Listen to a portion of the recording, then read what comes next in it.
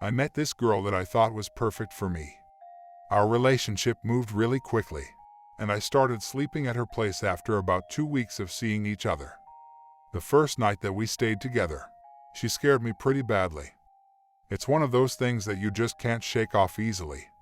I was laying in bed next to her reading on my phone when she rolls over and looks me dead in the eye. She doesn't say anything. She just looks at me. "Hi," I said to her. "Ask me a question." She responded. I chuckled when she asked me that, thinking it was just a cute exchange. But she reached out and squeezed my arm. I winced. "Hey, that hurts." She didn't let go. Okay. Do you like sleeping together?" I asked. "Yes," she said, rolling back over to go to sleep. It was such a surreal experience, and so random. Obviously, I brought it up the following day with her, but she swore that she didn't remember. I even showed her a small bruise I had on my arm from where she had grabbed me. She still didn't remember, and we kind of laughed it off, although I could tell bruise had really bothered her. The next night the same thing happened. I thought she was asleep, and then suddenly she rolled over and started looking in my eyes again. "Ask me a question," she said. "Do I have to?" I asked. "Yes." She rolled back over. Apparently her logic worked the same as any of my elementary school teachers. "Hey, are you just messing with me?" "Only one question per night," she said. It sounds benign, but her tone had a sense of finality to it. I was afraid to attempt another question. The next week or so passed by without any terrible incidents. Every night she would roll over and prompt me for a question, and each night I would offer some innocent inquiry just to satisfy her. I would ask if she had enjoyed the restaurant, or if she was tired. Small things like that. Strange as it was, I was happy and didn't see the reason that this strange sleep-talking gimmick should upset me too much. My sleep was taking a pretty big hit, however, and each night I felt like I was slipping farther down into a permanent lack of energy, as if my battery was losing capacity. There was one night in particular where I felt extremely tired, and fell asleep before her.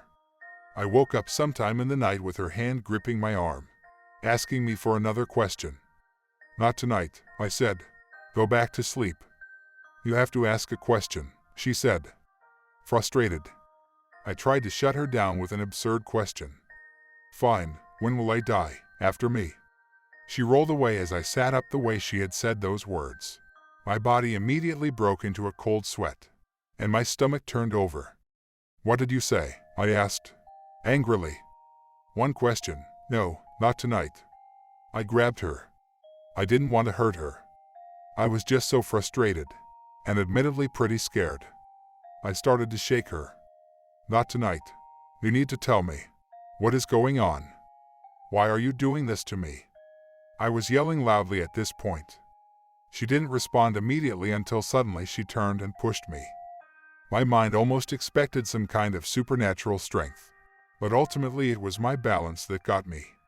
With my knees tucked under me and sitting on the edge of the bed, there was no way to stop my fall. I tumbled backwards, getting shrimped between the bed and the wall. I stood up, yelling even more, but she had already turned back over in bed. I finally started grabbing a few pieces of clothing and went out the door. I had been staying with her for a while, and had only been back to my apartment during the day occasionally. I finished the night of sleep there, shaking with anger. She called me in the morning asking where I had gone. I tried to explain to her what had happened, and I think it scared her more than it did me. "I pushed you out of the bed?" she asked. "Yeah, right into the wall," I said. "This has to stop. I don't really know what it is, but it has to stop. I'm happy with you, but I don't know. I feel like I'm getting chipped away at, even when the nights are peaceful. I'm scared," she said. We decided to sleep apart for the night. I think she wanted us to at least see each other so I could comfort her, but I was mostly thinking of myself. I was extremely relieved to be apart, and hadn't realized the full extent of the stress I had been under. I even went to bed much earlier than usual, and settled in for what I hoped would be a question-less night. I woke up. The clock said it was 3:22 a.m. I wasn't sure why I woke up. I didn't hear anything. All the lights were off. I even flicked on the lamp but didn't notice anything. I wasn't sure anything had happened at all. I was still mostly asleep, but suddenly felt a little guilty over the whole situation. Maybe I had overreacted, and I worried about how upset I may have made her. I grabbed my phone to send her a text. She had already sent me one. "Ask me a question," it said, timestamped at 3:21 a.m. The text had woken me up. I quickly turned off my phone, as if that would make any difference. I was in a cold sweat again, fully awake. I barely had time to process what I had just seen before my phone started ringing. It was her. No chance I was going to answer the phone.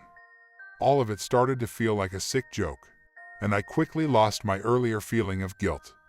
I shut down my phone completely and struggled to go back to sleep.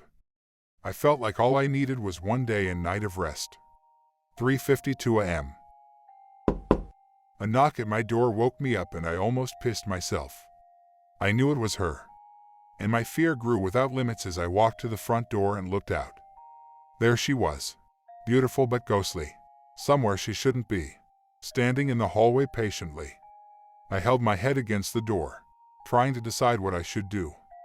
I didn't open the door, but decided to try my luck. "How can I make this stop?" I asked, as loudly as I could. "You can't," she said. I looked back out the peephole and she was gone. I whipped open the door and stepped into the hallway. She was walking towards the elevator, seemingly unaware that I was even behind her. I almost asked her to stay, worried about her traveling in this weird state, but selfishly I let her go. I even had the horrible thought that if something did happen to her, at least that would solve things for me. The next day she asked how the night had gone, and I lied, telling her that everything had been fine. In her own words, the night before, I couldn't stop it, but I could at least try to control it or understand it. The next few weeks, I barely slept, and I tried so many different questions, and none of the answers were exactly comforting. Why can't I stop it? She said it was inevitable. Have you done this to anyone else? She said no. Do you want to hurt me? She said no. Can you lie? She said no again. I may have wasted a question. What did I expect her to say? I tried as many things as I could think of, but no questions about the process seemed to gain me any ground.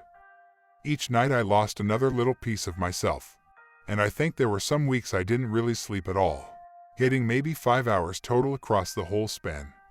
Exhausted one night, after weeks of trying, I tried something different, something much more specific.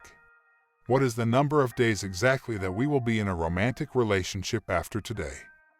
112, she said. The next night, another question. What is the reason our romantic relationship ends? I die, she said. Each night, I dug deeper. What will your cause of death be? Starvation. What will my cause of death be? Electrocution. Where will you die? Nearby. Can I keep you from dying? Yes. So the future can be changed. Yes. How can I stop you from dying? Don't kill me. Her words sent me into a lasting panic. I understood what she was telling me, but for all my exhaustion and despair, I kept trying. I searched for more and more clarification, but her answers always had a way of remaining just a little too vague. 6 more times I had tried to sleep in another place, even once staying in a hotel without telling her which one it would be. She showed up, out of thin air, in the middle of the night, knocking on my door. I called a few people looking for solutions. I called doctors and even a psychic, but my heart wasn't truly in the search. My mind had fallen on an idea a while back, and although it filled me with shame, I couldn't get it out of my mind. She tried to help, but there wasn't anything she could do. Our relationship was slowly falling apart during the day, and it was difficult for her to understand the true gravity of the situation. I also refused to share many of the details with her because I knew it would scare her even more. I tried to continue my investigation, but over time I was just looping back around to the same questions, having forgotten many of her responses. I should have written them down, but each night the sleep deprivation piled up and kept me from thinking clearly. At some point I know I finally tipped the scales towards insanity, and I'm ashamed of what I did next. A sense of clarity came over me once I accepted it. And I hate myself, but I was almost excited to ask her my next question. Where could I hide your body so that no one finds it? The hatch near your old campsite. I knew exactly where she had mentioned. There was a small area in the woods near my parents' old house with just enough flat ground for a tent. You would never find it if you didn't know it was there. But a 5-minute walk from the campsite brought you to a hatch with its doors usually covered in dirt and grass. It opened up into a small cellar. The next day, I surprised my girlfriend with a camping trip. Our relationship had really reached its last leg, and I explained that it would be nice to take a break and get away for a while. We enjoyed our day together, and honestly I forgot temporarily about the horrible things left to do. She deserved so much better. Night came, and we sat in front of the fire, her head resting on my shoulder as she fought off sleep. She couldn't see me, but I was crying, and hoping that she wouldn't fall asleep so I could stay in that moment. "I'm sorry," she said, almost asleep. "It's okay, we're going to figure it out." I sat there with her for a little while longer, hoping that I would change my own mind. "I love you," I whispered. Too late. She was asleep. I picked her up out of her chair and carried her off into the woods. I finally found the old hatch and laid her down on the ground near it. It took a while to finally pry it open, pushing away years of dirt and leaves with my arms and feet. I had a new padlock in my hand that I had brought with us. I lifted her again and walked down with her into the cellar, placing her down again in the center of the room. I sat down against the far wall of the cellar and somehow drifted off to sleep. I woke up to her standing in front of me. In that moment, I finally started to think of the person in front of me as someone completely different than the woman I had met. "Will she know that I loved her?" I asked. "Yes," she said, before she could turn and head back to the campsite. I ran up the stairs and shut the hatch doors behind me, securing them with a padlock. But I stood there for a long time, knowing my girlfriend was just on the other side. Could I really leave her there? The past few months all came back to me, all at once. I stood there, feeling every ounce of the frustration and exhaustion that had plagued me throughout our relationship. Then I weighed that against how it felt each time I heard her voice. Even in times of anger, her voice was my favorite. I knew people that spent most of their relationships not even speaking to each other. Could what was happening to us be so bad that I would consider harming her?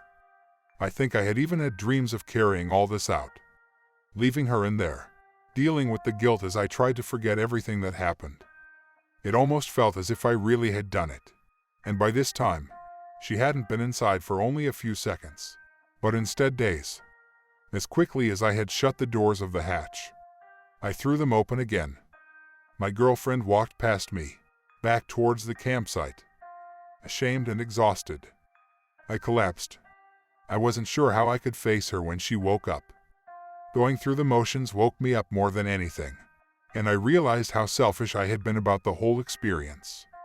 Who knew the implications of what we were experiencing? The possibilities. I went back to the campsite soon after to find her awake and concerned with where I was.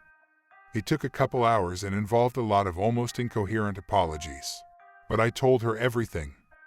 I let it all out, completely, even what I had planned when we went camping. I didn't know how she would react. I don't think she did either. Ultimately, she said she wants to help try and understand what is happening, and what we can do to keep it from causing any more harm. We both know it will take a long time, but I love her, and I plan to give it everything I have. That was 4 nights ago. She still asks for questions, but something has changed. I don't feel like I'm dealing with this by myself anymore, and I have a lot of hope. Things are not perfect, but I slept really well last night. I will update everyone on where we go from here.